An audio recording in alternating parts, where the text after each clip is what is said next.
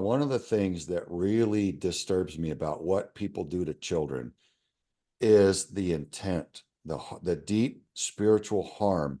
And Jesus Mhm. himself talked about those who offend the children.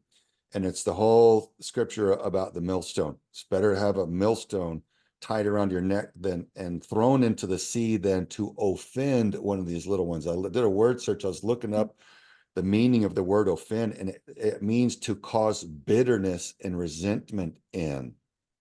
And when you consider that, it's to take them spiritually out of their natural high vibrational love, compassion, and hopeful state and drag them down into a bitter and resentful, low vibrational hate and fear filled state. That's a spiritual attack on that soul on the spiritual level. A lot of people understand that who are strong Christians.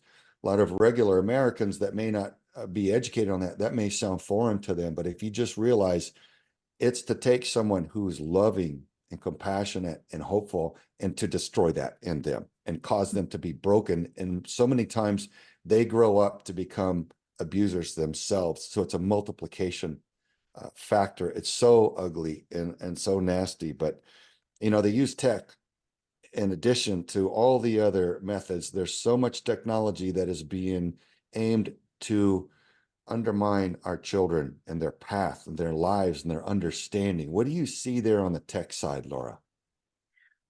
Well, Craig, your introduction to that question just reminded me of something that a friend of ours always says. Our friend Boz from Association for Recovery of Children, right?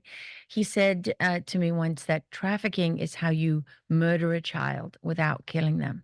Mm, And I think that's what you're talking about, right? When you take that absolutely precious soul and you damage it so badly that they pray for death, that death is actually merciful.